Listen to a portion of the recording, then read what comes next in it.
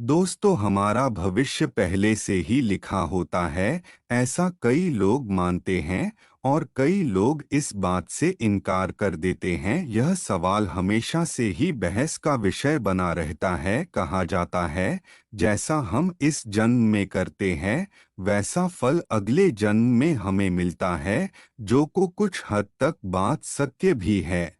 आज इस वीडियो में इसी विषय पर चर्चा करेंगे और सच्चाई जानने की कोशिश करेंगे। सो नमस्कार दोस्तों, आपका सनातन धर्म हिंदू चैनल में आपका स्वागत है। आज हम कुछ पौराणिक कथाओं और शास्त्रों की सहायता से समझने की कोशिश करेंगे।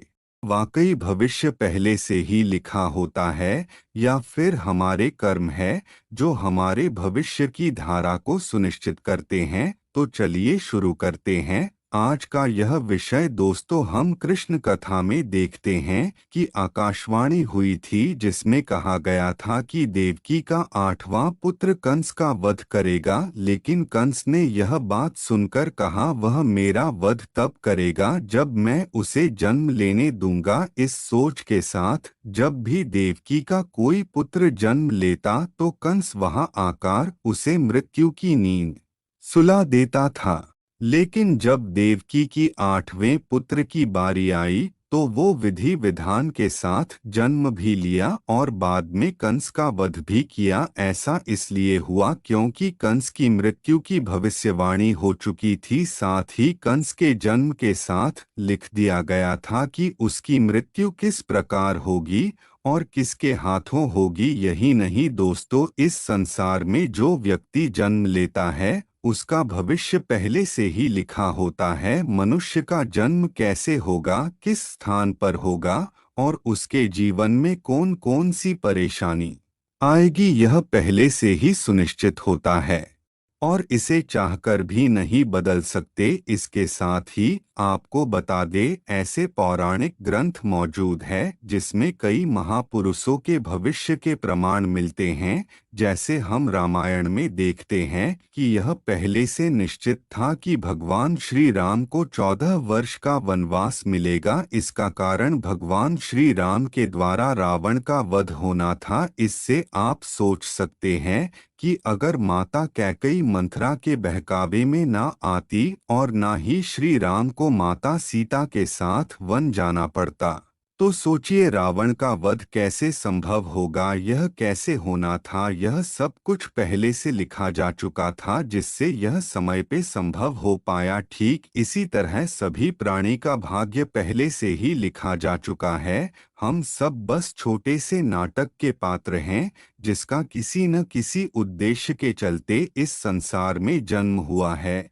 लेकिन यह बात भी गलत नहीं है कि आपकी किस्मत आपके कर्म के ऊपर आधारित है। वह कहावत आपने सुनी ही होगी कि जैसा बोओगे वैसा फल पाओगे। अगर आप अच्छे और पुण्य का काम करते हैं तो आपके साथ अच्छा की होगा, लेकिन अगर आपने जीवन में बुरे काम किए हैं तो ज्यादातर संभावना है कि उसका दुष्प्रभाव इसी जन्म में देखने को मिलेगा। अर्थात आपने बबुल रूपी कर्म किए हैं तो आपको आम का फल कैसे मिलेगा। इसलिए हमारे शास्त्रों में धर्म और पुण्य करने की प्रेरणा दी जाती है।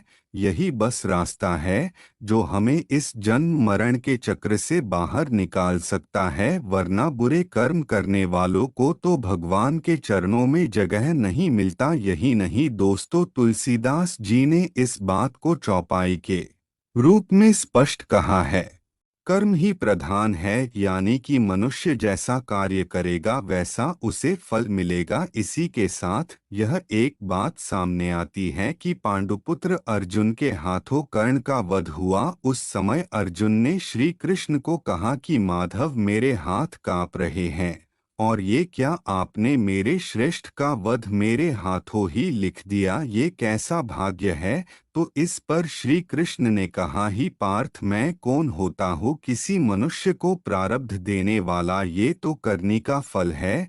जिस तरह उसने अपने जीवन में कर्म किए उसके परिणाम स्वरूप फल मिला और हाँ, जीवन पर किस स्तर पर फूल मिलेंगे या कांटे मनुष्य अपने कर्मों के द्वारा तय करता है। श्री कृष्ण ने कहा कि तुमने अधर्म के विरोध में स्वर उठाया और धर्म का रास्ता चुना, और जबकि कर्ण ने अधर्म का रास्ता मैं क्या कर सकता था, लेकिन मैंने कई बार कर्ण को विकल्प दिया, लेकिन उसने हर बार दुर्योधन को चुना। श्रीमद् भागवत गीता के इस अध्याय से हमें यह शिक्षा मिलती है कि भगवान हमें कई बार विकल्प चुनने का अवसर देता है, जिससे हम अपने द्वारा किए गए बुरे कर्म को सुधार कर सकते हैं।